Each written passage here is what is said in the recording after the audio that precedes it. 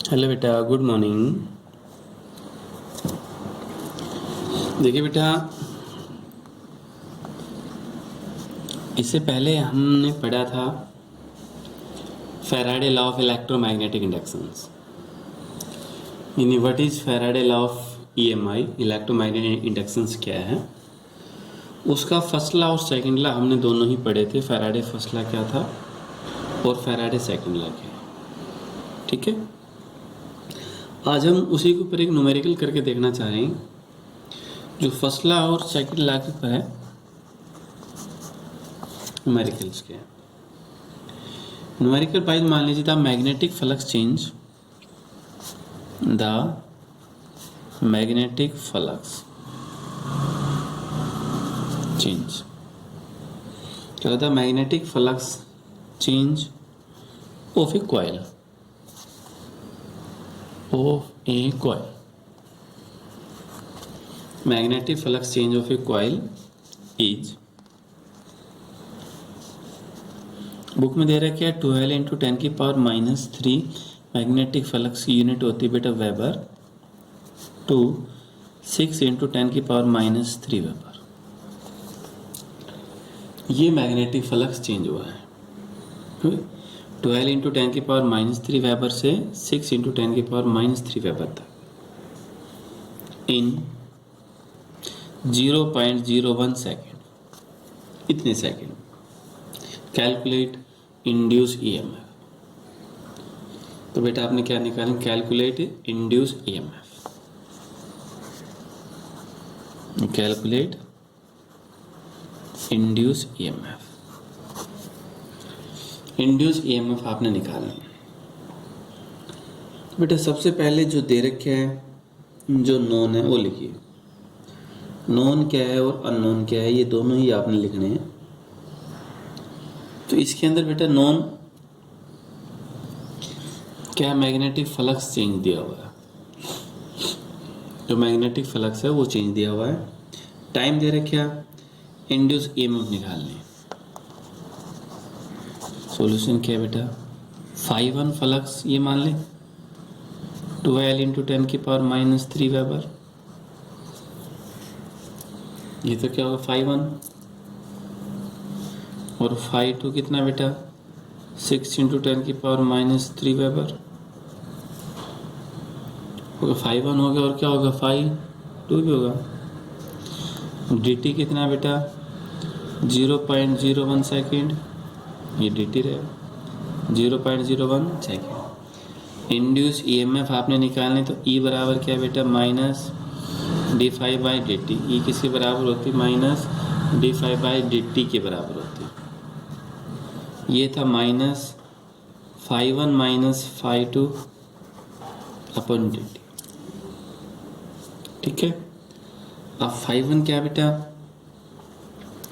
12 10 की power -3 -6 10 raise to power -3 time 0.01 और आगे क्या? Negative sign. ओके, आगे क्या होगा? ये नेगेटिव साइन, या फिर नेगेटिव क्या मानना था?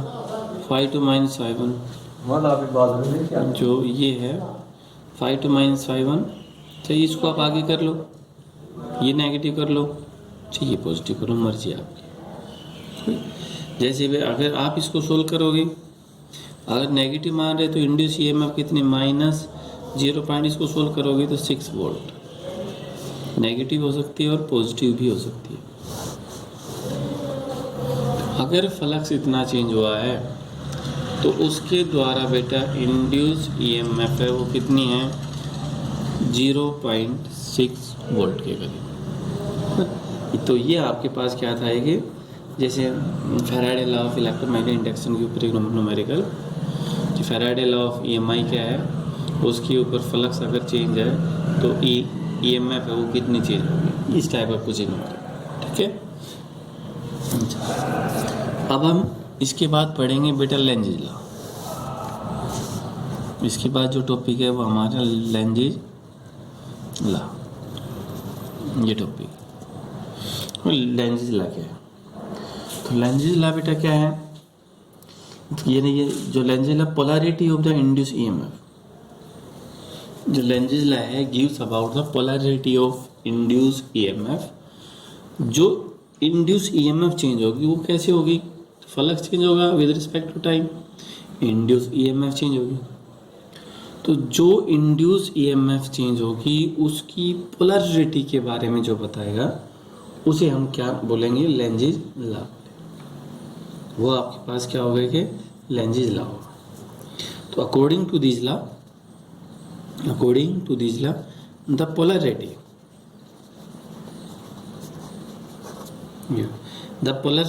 Of induced EMF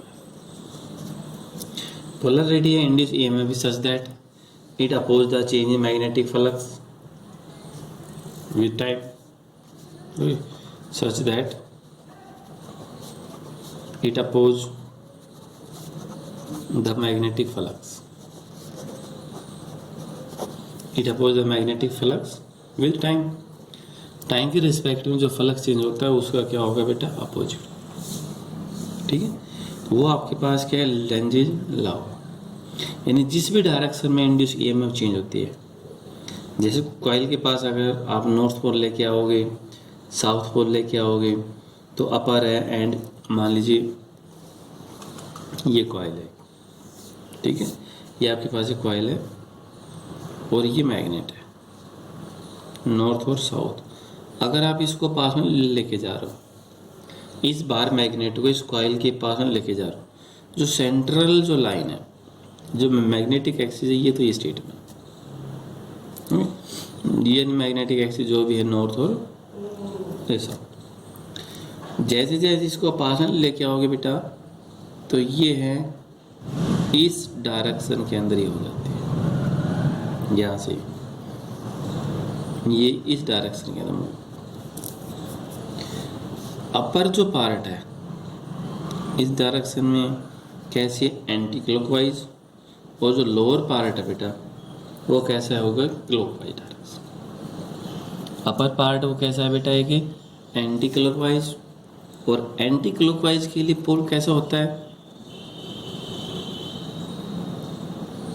anti clockwise के लिए पोल कैसा होता है बेटा? नॉर्थ। जो एंटी क्लॉकवाइज है उसके लिए पोल कैसा होगा? नॉर्थ। और क्लॉकवाइज है उसके लिए पोल कैसा होता है बेटा? साउथ।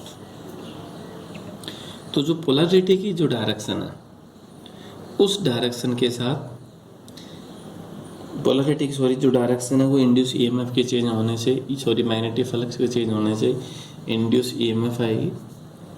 उसके बाद जो ईएमएफ मिलेगी उसकी पोलैरिटी के बारे में जो बताता है वो डिवाइस उस लॉ का नाम क्या होगा? Lenses law. दूसरा बाइज मान लीजिए ये पेन, इसका ये नॉर्थ पोल है, आपकी बुक में दिया वो होगा एक, और ये एक मैग्नेट, हमें नहीं पता इसका कौन सा पोल है।